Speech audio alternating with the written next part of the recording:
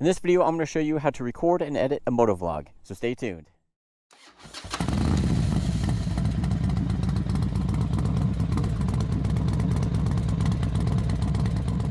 I'm going to show you how I have everything set up on the bike and my helmet, so that way I can get the videos recorded, and then I'm going to show you how I actually edit it and put it all together as well. So I actually use two different GoPro cameras to record the footage. I have a helmet cam right here, which is the GoPro 11, which I have mounted to the chin mounts, and I'll show you that here in a minute. And then I also have a GoPro 10 mounted to the handlebars, and I decided to go with two different cameras just to kind of break up what the audience is seeing, and then that way they're not just staring at the road the whole time. They can actually see me and I can kind of talk to the audience. And then that also helps kind of hide some jump cuts that I'll show you in the editing process as well. All right, so I'm going to show you how I have my helmet set up for the GoPro. I do have the chin mounts, helmet mount right here. I did a separate video on this, but this thing has held up great. A lot of people complain that it is 3D printed, but I haven't had any issues with it. And you can see the 3M tape holds it in well. Have never had any issues with that coming loose. And inside the helmet, I have my lavalier mic. So I have it set on one side, and then I have the cord where it actually plugs into the media mod coming out the other side. And when I'm not using it, I kind of just tuck it in. And then all the extra cables I have hidden up behind the cheek pads and everything. So when I want to mount the GoPro to the helmet, I do have the media mod, which I use. There's a couple different ways that you can actually attach and get audio from the GoPro. I prefer to use the media mod just because it's less things to have mounted to the helmet. GoPro makes a mount where you don't even need the media mod. You just have a separate adapter. But the problem with that is that's another thing that you have to mount with the helmet. But it works for people. I just prefer less things mounted to my helmet, so that's why I went with the media mod. Chin Mounts does sell different GoPro accessories. I use their low profile one because that works best to where everything is not in the way. So I just set it on in here.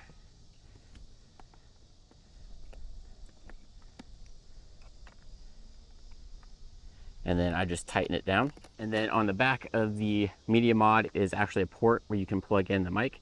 So I just go ahead and plug it in there and make sure it snaps into place, because I have had times where I've been recording and I haven't gotten it in there all the way, and then I have no audio. So that is actually what it looks like. I have a GoPro hooked up to the handlebars right here. This is just a generic handlebar mount I got off Amazon. Works great. It's got these foam pads right here so it doesn't scratch your handlebar. Another way you can mount it to your handlebars is using this Super Claw Jamp from GoPro itself. This will actually clamp anywhere you want to. I have the bag in the way, so that's why I don't use this. So once I get all the cameras set up and turned on, I do just use the general easy GoPro settings, so I don't dial in anything. I just use the general settings on both of them. I do record in 4K and then about 30 frames per second. And depending on what I'm actually filming, I will change the angle width. So on the helmet cam, I generally have it to the super view, so you get a little bit more of what I'm seeing in my surroundings.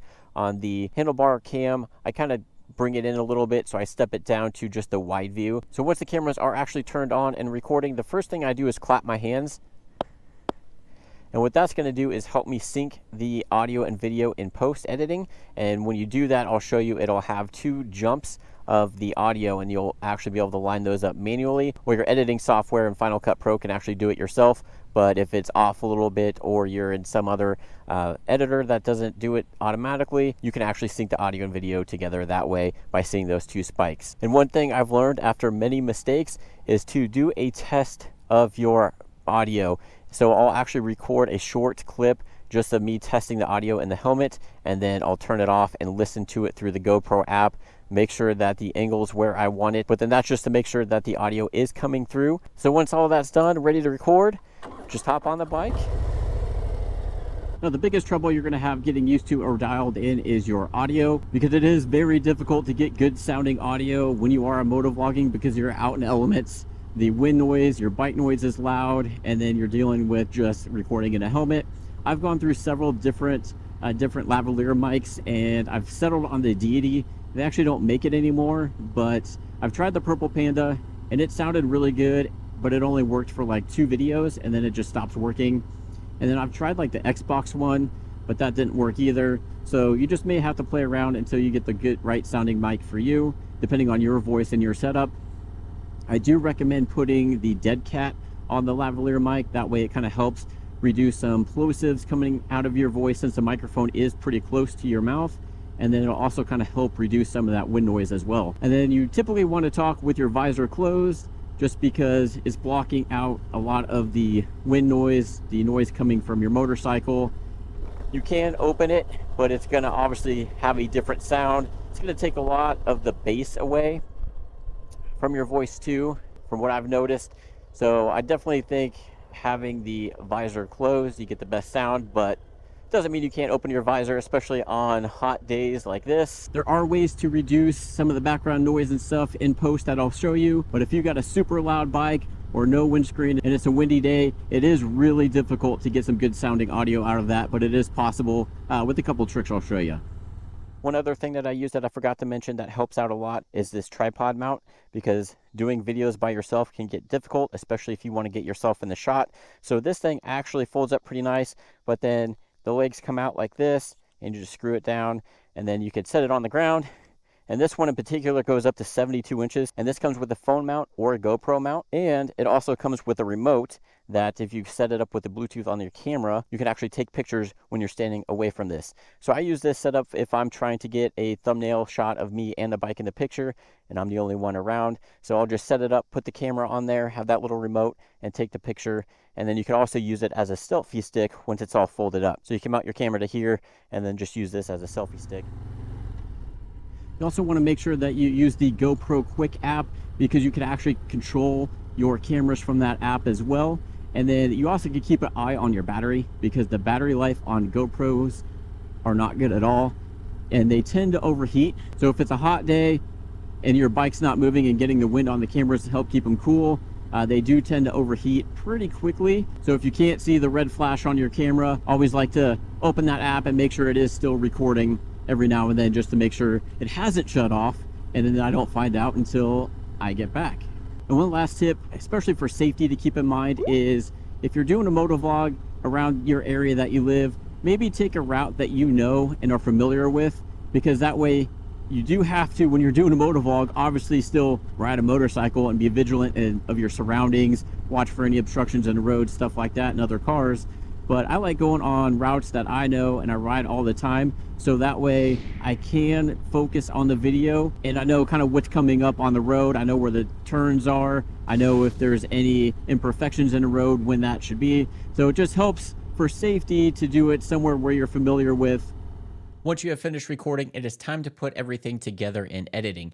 I'm going to be using Final Cut Pro, but no matter what your editing software is, it's going to be kind of the same process, might look a little bit different. This isn't going to be a full tutorial on how to do everything, but some quick, easy tips and tricks to get you started. Now, I've gone ahead and uploaded all of my footage right here. I do have a little bit of footage I'm going to add in from my phone camera that I did, but I do have the two GoPros, so you'll see these two are from the handlebar cam, and then this one's from the helmet. So there's two different ways to put these together. So I'm going to do the manual way first. So we'll just drag the GoPro footage down here, and then we'll put it in the 4K. And then we're going to take the GoPro 10 footage and drop it directly on top of that. Now, when you have to manually sync these two footages, this is where the clapping beforehand is going to help you line everything up. You see I hit record on each camera at a little bit different time, but the spikes in audio are right here. And down here, you can always bring the audio level up to increase those. So what you want to do is just line those up as best as you can. You can zoom in to get a closer look and make sure they are pretty close to lined up. So we're going to move this one just a hair over, right about there. And then you're going to listen back to your footage. And it's pretty much lined up. And then what I'll do is I'll kind of go down to where I start talking and just listen to it and make sure it sounds pretty close. In this video, I'm going to show you how I record and edit my... So as long as you don't have a huge echo, it's going to be close enough. Now, the other method to syncing the audio and video, which is much easier, that is available in Final Cut Pro, might be available in some other softwares as well. I'm going to go ahead and select all three from both cameras, and then I'm going to just right click and go to synchronize clips, and then I'm just going to name it main. And then you want to make sure that use audio for sync is selected, so that way it's going to use the audio to sync all of these. And then it'll take a few minutes, and then it will drop a separate clip up here, and then you're just going to take it down. And it looks like it's just one single clip, But if you double click into that, it will bring it to both your cameras and you'll see everything is lined up automatically. You can see those waveforms right here where we clapped. Final Cut Pro has synced those together. And then you basically just go through and make all your cuts. Anywhere you messed up or there's dead space, you just kind of take that out. And since my main microphone is on my helmet cam right here, which is down here, I'm just gonna go ahead and turn down the handlebar cam because I don't need that audio. And then I can also bring up the other audio for my main. And then I'm just gonna start scrolling through and making cuts to where there's things that I wanna keep. So I know like right here is when I start the intro of the video, and these areas here is where I mess up. I tend to mess up a lot. I'm gonna hit Command Shift B to go ahead and make a cut on both of those. I'm just gonna select that, delete it, and then I'm just going to do the same thing right here, and then just keep scrolling through your footage and get everything cut down. Now I've gone through all the footage and made my initial cuts. I go through initially and just cut it to where I know I'm talking and want to keep that part, and then I'll dial it in a few more times from there.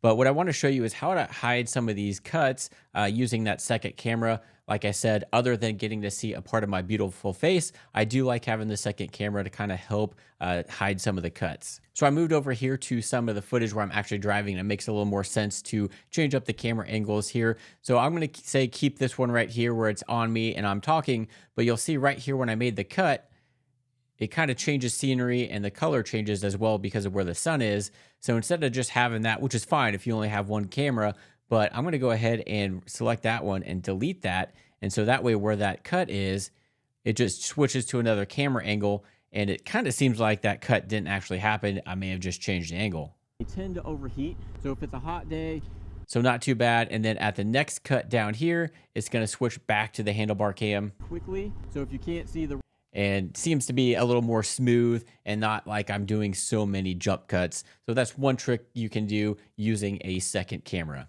And as we discussed, audio is another issue. You're typically going to pick up a lot of noise from just a regular microphone. So I'm going to show you how to, at least in Final Cut Pro anyway, reduce some of the noise and bring your voice forward a little bit more.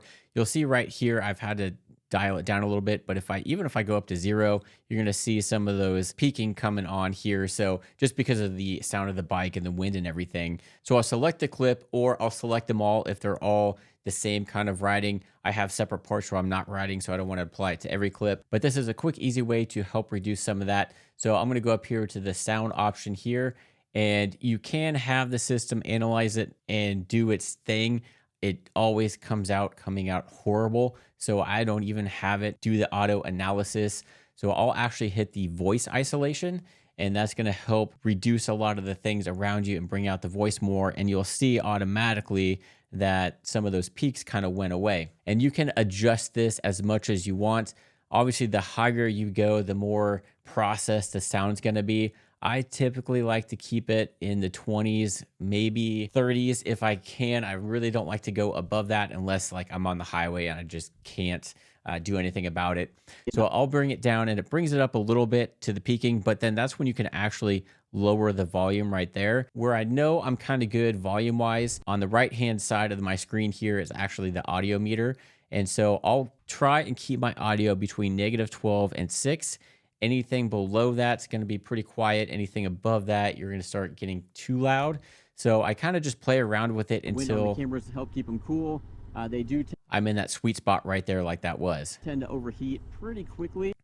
And I do edit with headphones on because you're going to get the best sound. I know most people listen from their phones, and you're not going to hear a lot of the things that you hear in actual enclosed headphones, but that way you can actually really dial in what you're hearing and make it sound a little bit better. You can also play around with some of the loudness, noise removal, and hum removal options that they have here. I typically don't use those because I don't need them, or it kind of messes with the sound too much towards it does sound too processed. So I just go with the voice isolation and the decibel, and that seems to work well for me. So no, starting right here is where I actually start getting on the bike, and the rest of it is me riding the bike and talking. So I want all of these to be the same audio level. So I'm just going to select them all, and then I'm going to go ahead and just do what we just talked about. I'm going to hit the voice isolation and get that dialed in. But then this way, all these clips will line up at the exact same audio level, and I don't have to do them each individually. So this is what the final product generally looks like. You see this is like the main camera right here along the middle, And then the top here is the handlebar camera, and I've kind of made the cuts at the transitions I wanted to. If you don't have a secondary camera, you can also add in like some B-roll and place that above your main camera to kind of give that different transition. And then you could also add in like your subscribe buttons and everything like that with aftermarket plugins. So that's how I personally set up, record, and edit my motovlogs. There are obviously a ton of different ways to do it. So once you kind of play around with it, you'll kind of see what works for you. Maybe there's a different camera setup. I know GoPros have a lot of issues with kind of failing on people. So there's some different action cameras out there. You can set them up on your helmet and handlebar the same way. But this is just the equipment I use, how I do it, and put everything together.